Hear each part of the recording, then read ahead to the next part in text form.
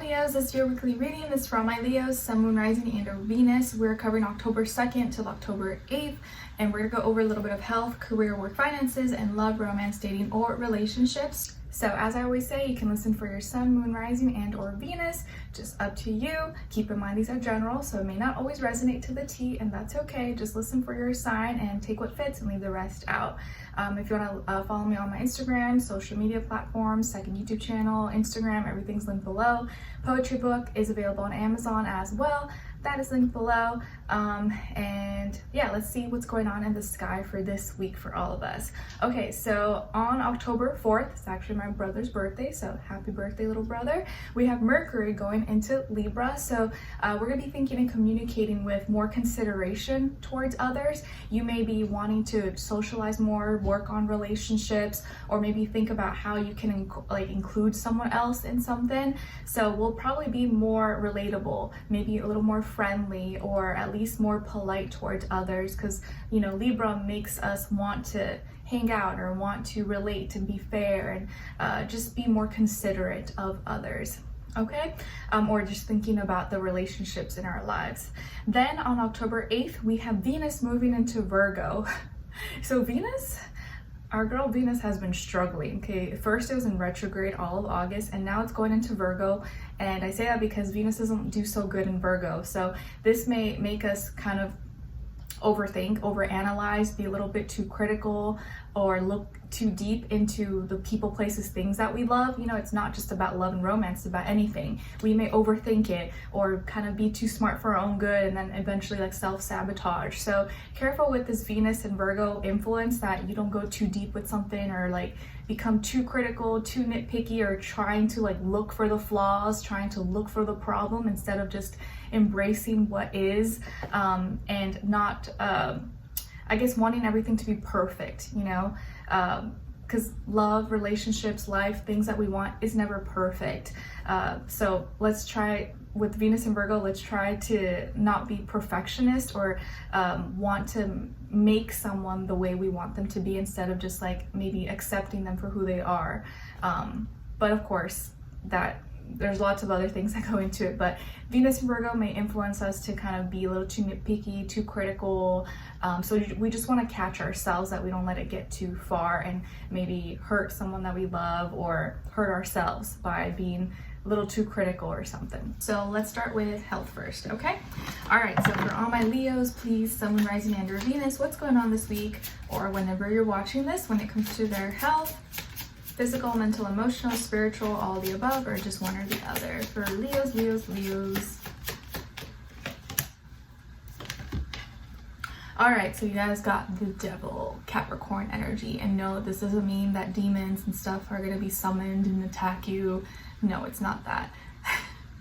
So some of you could have Capricorn in your chart, or maybe you're dealing with a Capricorn when it comes to your health. Maybe, you know, a friend or a doctor or someone that you see is a Capricorn possibly, but I think it's more like the energies that you're dealing with. So you're dealing with control, desires, indulging, either doing too much of something, or not having enough control over something. So there could be certain desires that are controlling you. Maybe you're overindulging or becoming a little too addicted to something, or doing something like having an unhealthy attachment, unhealthy habit, unhealthy behavior of some sort. And this could be with anything, you know, you could be, it doesn't have to be like drugs or anything like that, but it could be addiction to shopping, addiction to you know, drinking something too much, or not eating enough of something, or restricting yourself too much. But I think this is speaking more of overindulging, or doing something too much, that it's like becoming unhealthy or detrimental to your health. So that's something you want to watch out. Maybe this week you may be more tempted than usual to like want to binge on something, or you know, just kind of sit, like be a couch potato and munch on chips and stuff, which is not bad like once in a while to do, but you just want to try to do it in moderation, so then you don't get sick and it just become like a bad habit. So watch out for your desires this week. Watch out for temptations, because maybe you might have more cravings, like want more sugar, junk food, you know, alcohol, or like, you know, things that you are things that you like, you know, are your guilty pleasures.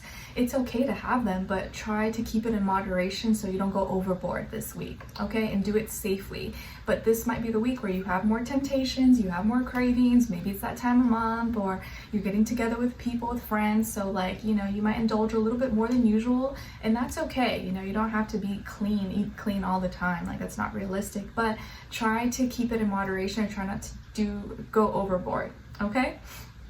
And if you know hanging around certain people, or you know going to a certain party or get together, that there's going to be a lot of junk food or there's going to be a lot of temptations, maybe try to prepare ahead of time, or eat earlier, so that you don't indulge in that, or you're not hungry and just like eating stuff because it's there, or you know, do something ahead of time so that you don't have to rely on whatever is available there. Make sense?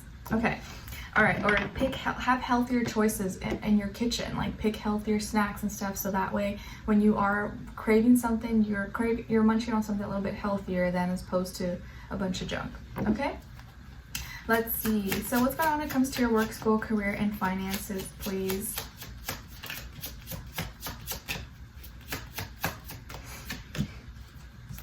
Okay, so you guys got Death, Scorpio energy. So maybe some of you have Scorpio in your chart, or you're dealing with a Scorpio, or just scorpionic energy when it comes to your work, school, career, and finances. So it looks like something's coming to an end, something's coming to a close, something is transforming. Maybe you're leaving your job, you're quitting your job, maybe you're changing positions, or you're moving, relocating, or being changed to a different department, or things are being kind of dramatically changing in your workplace or at school, possibly. And it seems to be something very internal or deep, or like you feel it. It's like, and it may not even be something like, oh, you're changing jobs or anything, but you're changing the way you view your job. You're changing the way you work, you're changing the way you view your finances, school, and like how you approach it and how you feel. It's like you're no longer emotionally connected or emotionally attached to something the way you were before. And it's like that is transforming, and it's going to change how you maybe make money or how you view it and your perspective about everything. But something is changing. Maybe you're evolving, you're growing, you're graduating, you're taking the next step, you're going on a different route, on a different journey maybe, or you're taking on different things that maybe you didn't think that you would do. So there's some deep transformation, change, and it doesn't have to be bad. This can be a really good thing, but maybe it's scary, maybe it's like unknown, and you're like, I've never done this before, it's kind of scary, I'm nervous. Can I do this? Will I be able to do it? Yeah, of course you can. And of course you're going to be nervous. But I think with all endings, all changes, comes a lot of uncertainty, comes a lot of nervousness, anxiety. But at the end, you can always look back and be like, you know what? I learned a lot. That was a great experience. Or I'm glad I went through that uncomfortable phase because it taught me a lot, and now I'm where I need to be. So big changes, transformations, endings, and you're moving on to maybe something greater and better. All right? Okay, let's see. So what's going on when it comes to your love, romance, dating, or relationships?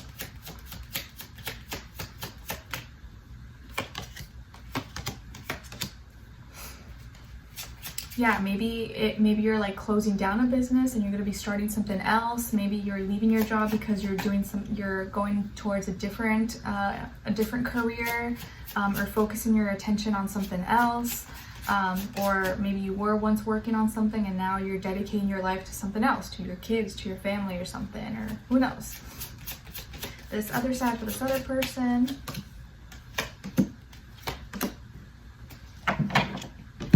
Okay, so Leos, on your side here, you guys got the Ace of Cups, 8 of Wands, and the 9 of Wands.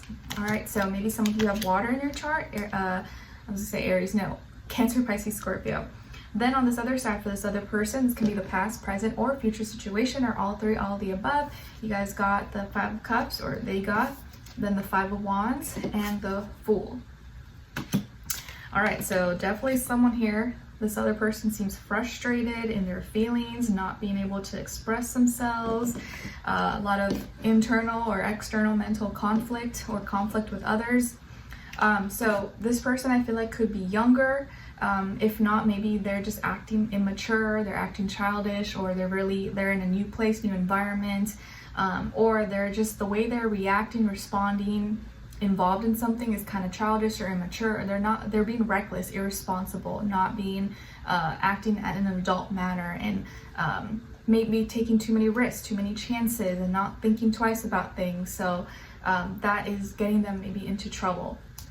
So I see here that you have a new beginning, or you have an opportunity for a new beginning, maybe in a new relationship, a new connection. Maybe you were already in one, or this seems to be coming in for you. Maybe this is someone you have recently connected to and you guys started talking possibly. But it seems like this person is kind of a hot mess. They're kind of a hot mess. And maybe when I say that, you're like, yeah, that tends to happen. I feel like I tend to attract people who just like their life is like all over the place, and you seem to always be the one to have to deal with it, or have to like fix it or make it better in some way, shape, or form. So you maybe were the one that pursued this person, or you were excited and you were talking and exchanging, you know, words back and forth, and you were excited. But I feel like this person's going through some things. Maybe they're dealing with some kind of loss, or fighting with people in their lives, friends, family.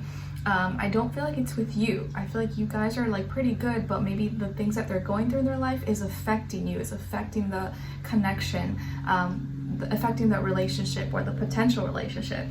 Sorry, I feel like I have like a little runny nose.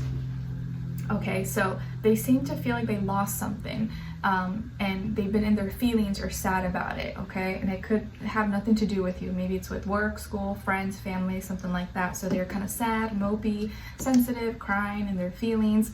But then also now they're having issues maybe at work or with family, friends, and there's drama. There could be drama, conflict, aggression, people fighting with each other, and they seem to be in the middle of it or involved when they really don't want to be involved, okay? And it could be like really affecting them, because I kind of feel like this person's a little naive. They may be a little naive. It's not like they're trying to be, it's not like they're looking for trouble or looking for drama, but maybe the people around them are not really the best company to have, and it leaves them in a vulnerable position where like they can't like fully detach, but they have to be kind of involved, and it sucks because they don't want to take sides.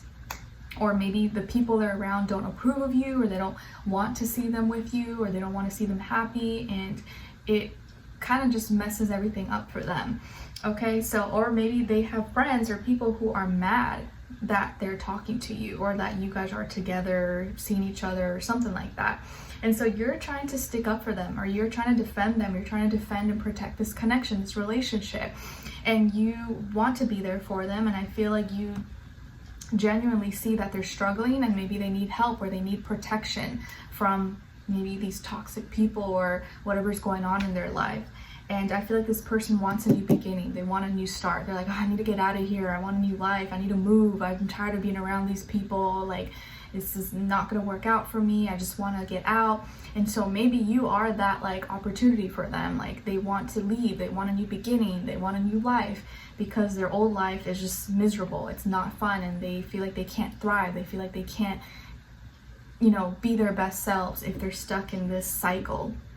So you may be that opportunity for them to start fresh, to have a new beginning, and that may be something that you're up for, and that you see that you want for them, because you see the potential of where they could be, or you see that they could blossom if they were in a different environment, because the environment that they're in right now, or the situation they're in, is not suitable. It's like detrimental for them. It's like hindering them from growing and being happy.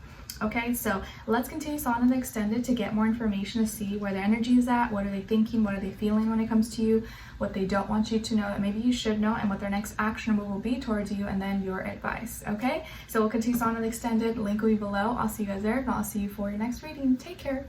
Bye.